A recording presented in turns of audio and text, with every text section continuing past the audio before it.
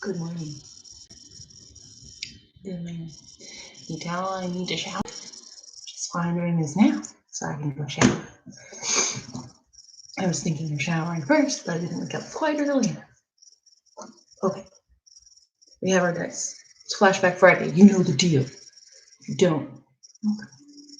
I roll a D100, which is actually 2 dice, and I go back that many years, and we look at today, that many years ago. Oh, good thing I didn't roll a D600 because I'm not. Can you see it? Can you see it? No. Yeah, 66. 66 years ago. Okay, so let's do some quick math.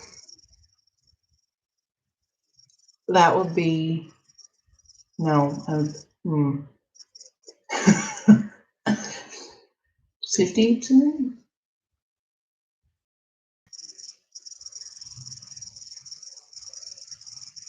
54? Is that right? That sounds right. Let me just quick Google it. 2020 minus 66. 1954. There we go. Look at that. Okay. So we go to April. No. Whoa. It's May. It's May, people. It's May. In case you weren't aware. May 1st, 1954.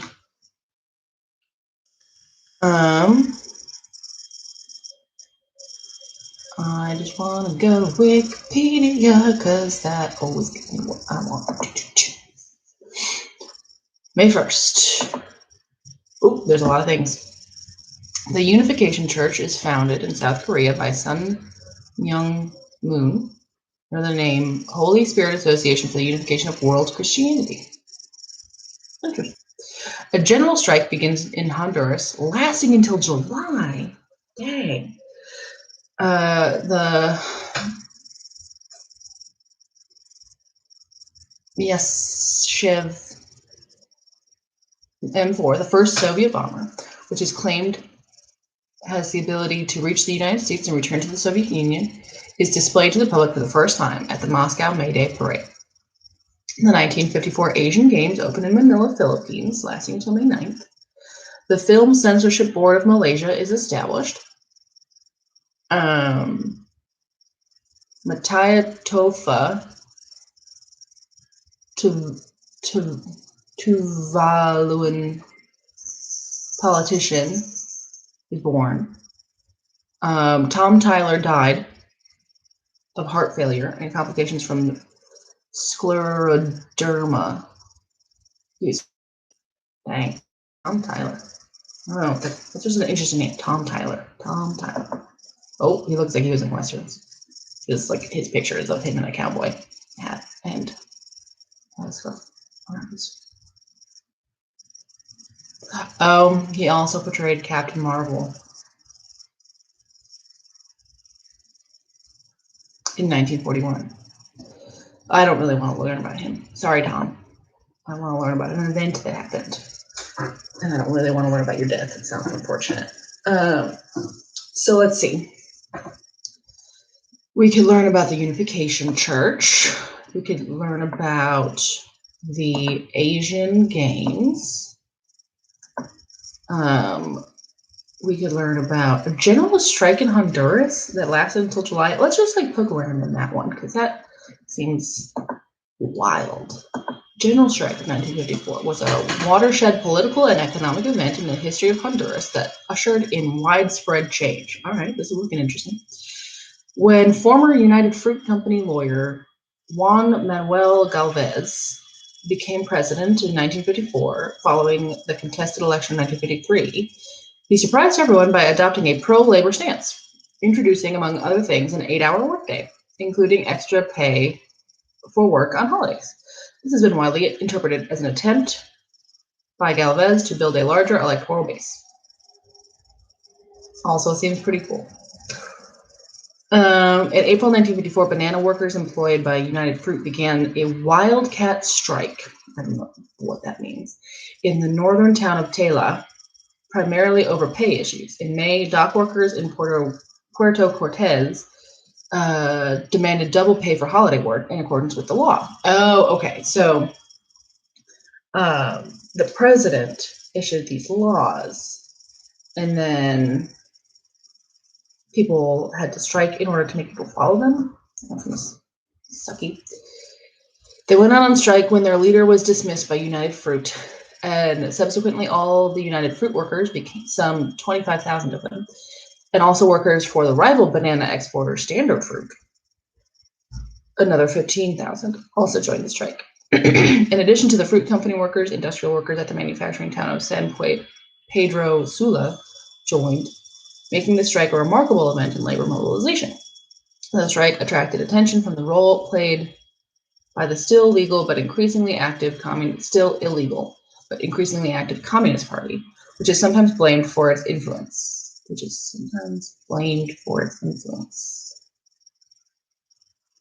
Oh, so the strike's influence?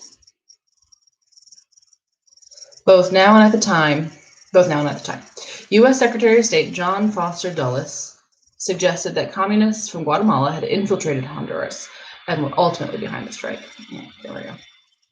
In fact, modern scholars have presented evidence that the Communist Party was as much born of the strike out of the dissident left-wing members of the Honduran Revolutionary Democratic Party as it was the cause of it. This was a poorly written article. I have to reword some of it to make it make sense. And many left-leaning groups, including even the center-right Liberal Party, were supportive of the strike. Oh, okay. Local businessmen, while reluctant to support the strike publicly, did provide undercover financial backing. The United Fruit Company and the government moved to satisfy the strikers in large measure because the United States was concerned with what they thought were communist leanings by Jacobo Arbenz in neighboring Guatemala, and as a result, pressured both to resolve the strikes. The strike was resolved in July after 69 days. Nice. And as a result, workers' pay increased substantially, and the banana workers' syndicalist labor union was recognized. Do you know that's my shoe? Don't look at me. Drop my shoe. Put it on the ground. Just gonna walk away with it. The Communist Party also gained stature, and the government moved to incorporate some of the demands of the workers into reform programs that continued until the 1970s. So what I find interesting, sort of, is that the strike seems to have started. Oh my goodness, my eye is gross.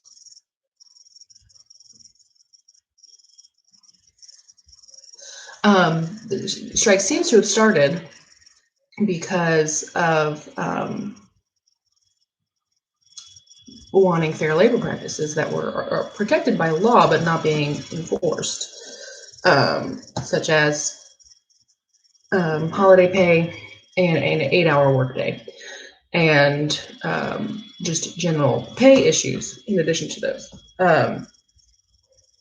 And all of those things are things that happen in the U.S. In the U.S., we have we have overtime pay. I'm sure, depending on, I don't know if many people who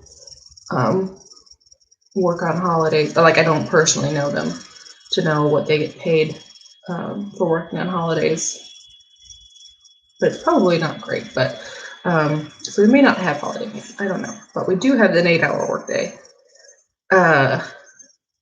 established by law, and we have a lot of pay things like minimum wage, etc., established by law. She's still got my shoe, by the way. And yet, when Honduras striked because they wanted those things, because they had them in law, but they didn't have them in practice, the U.S. thought that it was the Communist Party and that it was too communist. That's what we have that. I don't know. That's interesting to me. And clearly I don't know exactly what I'm talking about, but just reading the couple paragraphs on Wikipedia of this strike gives that impression.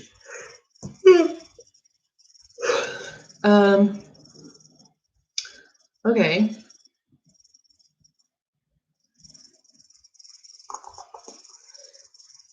(1954) Asian Games. Oh no, I don't want to go away from that page though. Second Asian Games ever onward. Manila, 1954.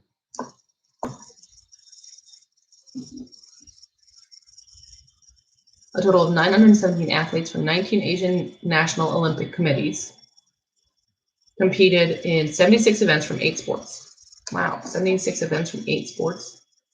Oh, I guess track has a lot of events.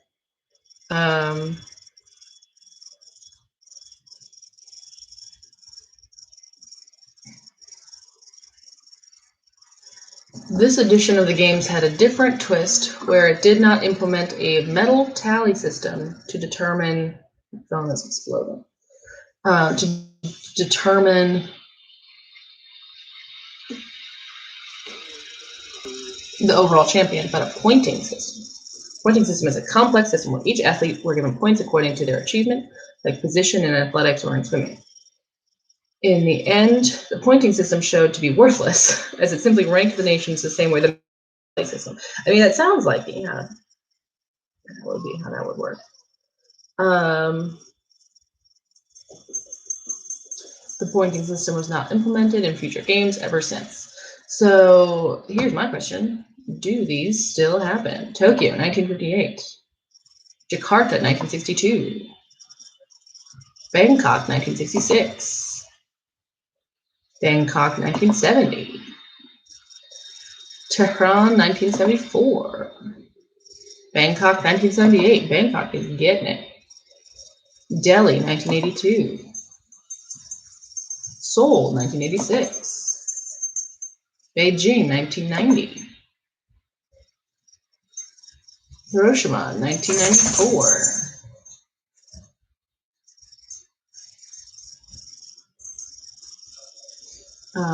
Bangkok, 1998. Bangkok again. Busan, 2002. Doha, 2006. Guangzhou, 2010. Incheon, 2014. Jakarta, Palembang, 2018. And then Hangzhou in 2022. Interesting. So yeah, they do still exist. I didn't even know that.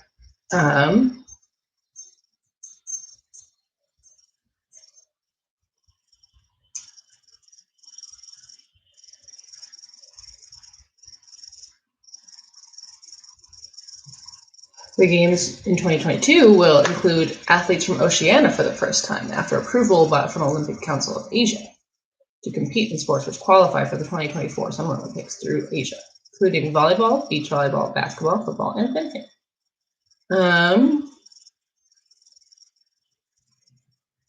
Interesting. Oh man, they also know who's going to be in 2026. They don't know who's going to do 2030.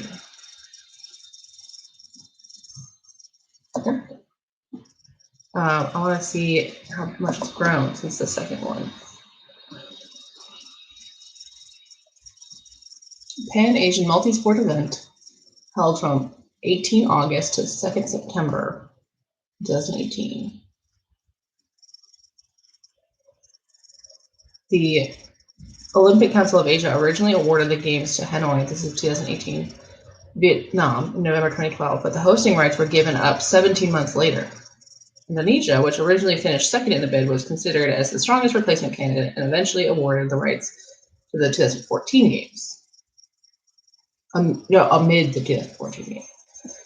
Surabaya, the city put forward during the bid, was replaced by Jakarta and Palembang, having hosted the 2011 Southeast Asian Games together.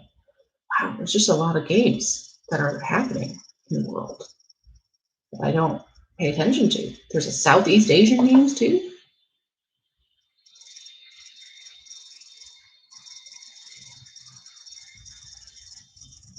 There's the 26th, we call them the C games, the SEA. 26 of those. Oh, I'm not even going to try to pronounce these. When they're held an odd number of years. Singapore, 2015. Kuala Lumpur, 2017.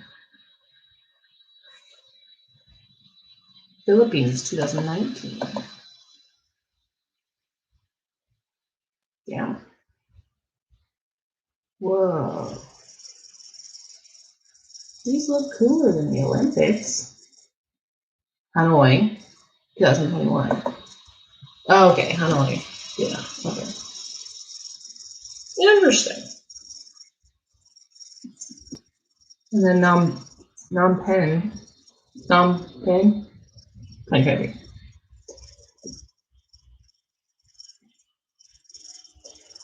This I have learned quite a bit. I want to go back to the Asian games. I've really explained it here. I got too distracted. Okay.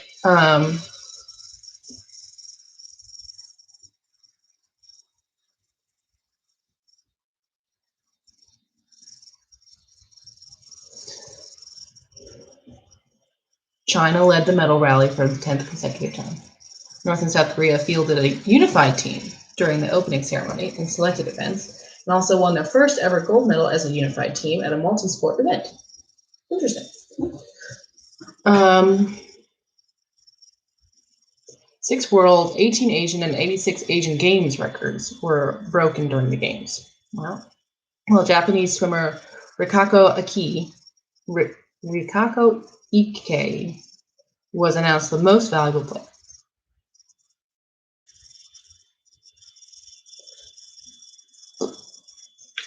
Okay, maybe it says over here. How many games?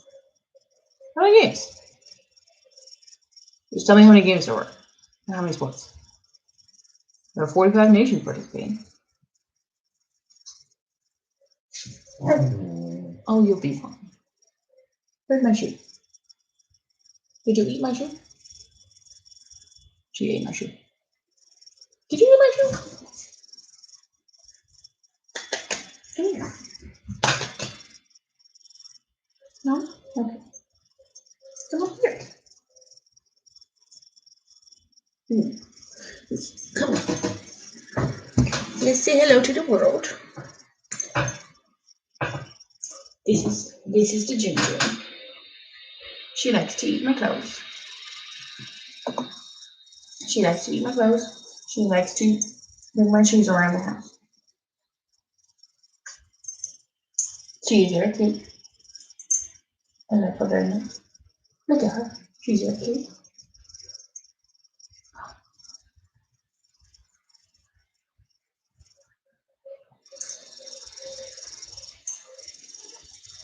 Oh, she's got the big scratches. She's got the big scratches for the little dog. Ooh, look at this. She's very cute. And she has reminded me that I need a shower. So, today we learned about the Asian Games. What else did we learn about? What did I Google? Oh, the Honduran strike. That lasted starting today until 69 days from now. Enjoy. Nice. All right. Well, it's been good to see you. Gina was very upset. She's got a lot of things to tell me.